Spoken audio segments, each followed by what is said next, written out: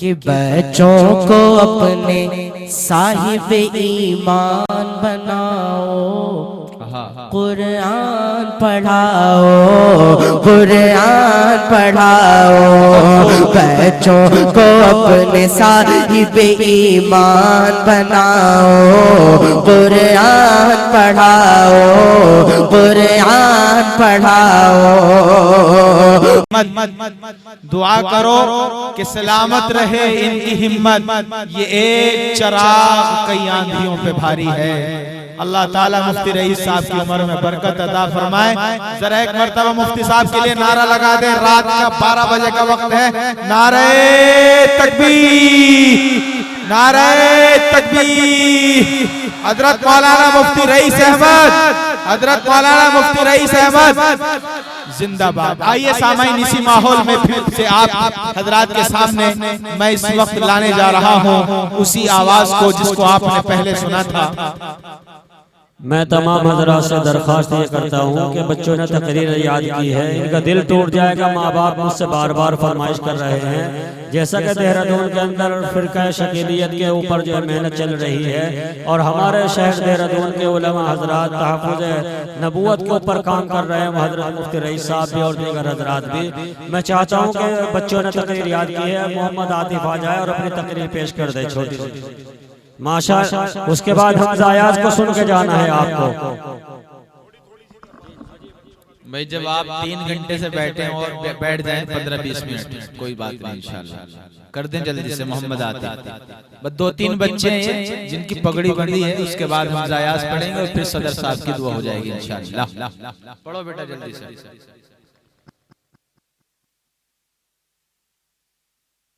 مولانا سرور صاحب آپ کا جلسہ کامیاب ہو گیا، بس اللہ قبول کر لے۔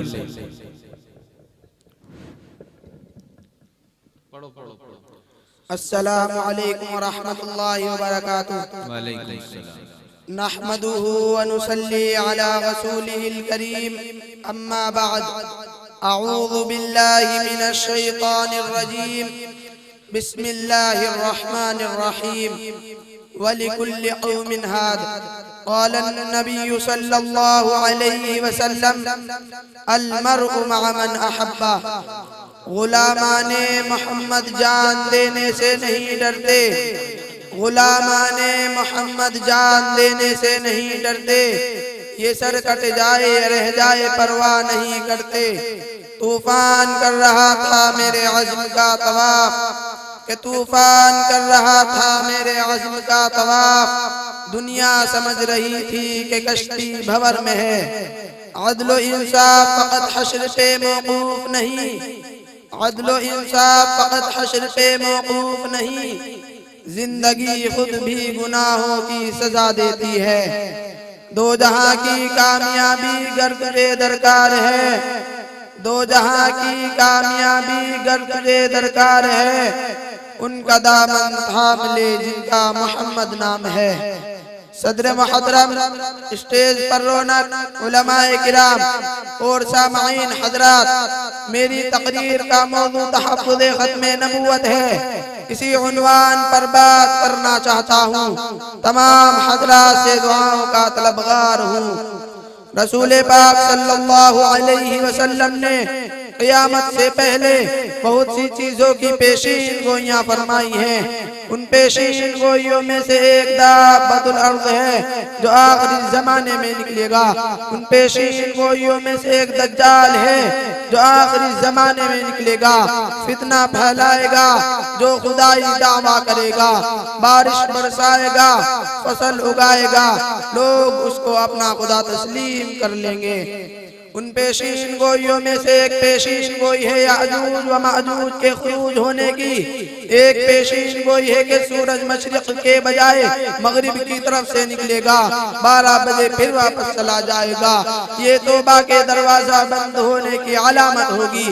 20 سال گزریں گے کہ قیامت آ جائے گی، مسلمان ختم ہو جائیں گے، سورج گرے گا، چاند گرے گا، پہاڑ اڑیں گے، دریا سمندر ابل کر باہر آ جائیں گے، یہ کسی مومن کی آنکھ نے نہیں دیکھنا، کسی مسلمان کی آنکھ نے نہیں دیکھنا۔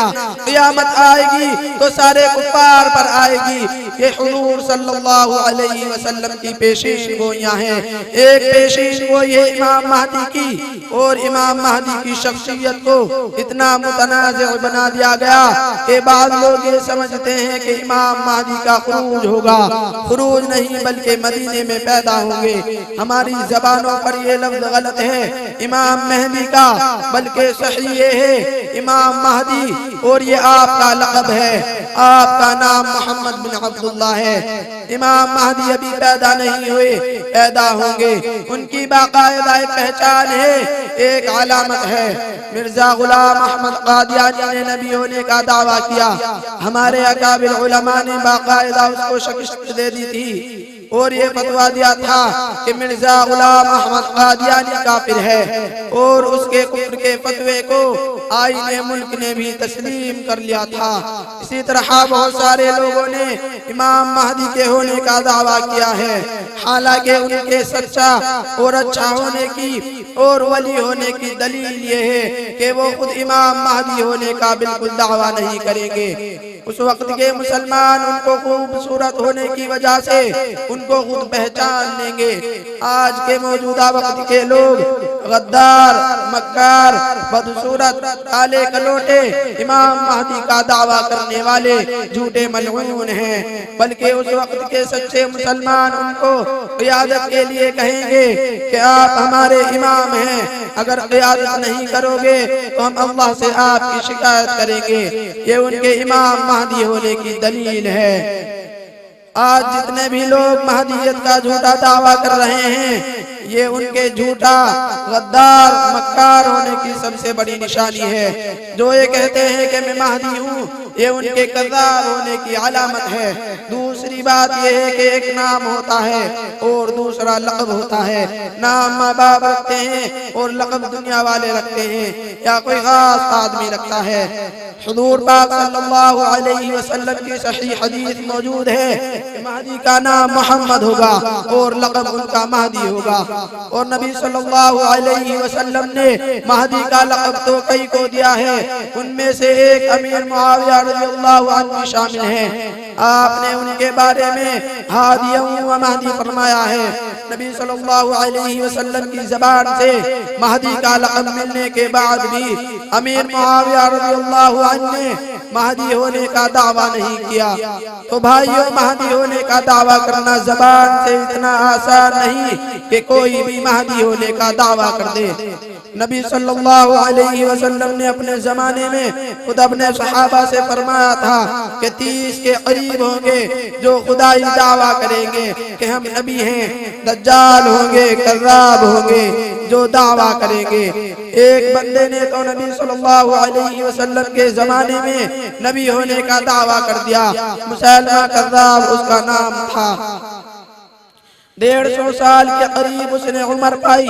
بہت سے لوگوں نے تو اس لیے مانا کہ عمر بڑی لمبی ہے۔ لوگوں کے ماننے کا اپنا اپنا ذوق ہے، اپنا مزاج ہے۔ ایک کانا آدمی اس سے دعا کرانے آیا، دوسری بھی ضائع ہو گئی، دونوں آنکھوں سے اندھا ہو گیا۔ اسی طرح ایک لڑکا مسیلمہ کذاب سے دعا کرانے آیا، دونوں ضائع ہو گئی۔ تو لوگوں کا کیا کیا جائے؟ اپنے اپنے ماننے کا مزاج ہوتا ہے۔ بہت سے لوگ پیروں کو مانتے ہیں، ولیوں کو مانتے ہیں، پھر ان سے مرادیں بھی مانگتے ہیں۔ ہم لوگ بھی ولیوں کو مانتے ہیں، پیروں کو مانتے ہیں، مگر ہم ولیوں سے نہیں مانگتے، ہم اللہ سے نہیں مانگتے۔ بس میں اپنی بات کو انہی چند کلمات پر ختم کرتا ہوں۔ اللہ ہم سب کو نبی کی سچی اطاعت کرنے کی توفیق عطا فرمائے۔ ان اشعار کے ساتھ: اے دشمن صحابہ بول ذرا تجھے کیوں انکار صحابہ کا، اے دشمن صحابہ بول ذرا تجھے کیوں انکار صحابہ کا، ہر حال میں تجھ سے پوچھے گا یہ تابعدار صحابہ کا۔ ہے قول محمد قول خدا فرمان نہ بدلا جائے گا، ہے قول محمد قول خدا فرمان نہ بدلا جائے گا، بدلے گا زمانہ لاکھ مگر قرآن نہ بدلا جائے گا۔ وآخر دعوانا الحمدللہ رب العالمین۔ ماشاءاللہ۔ اگلا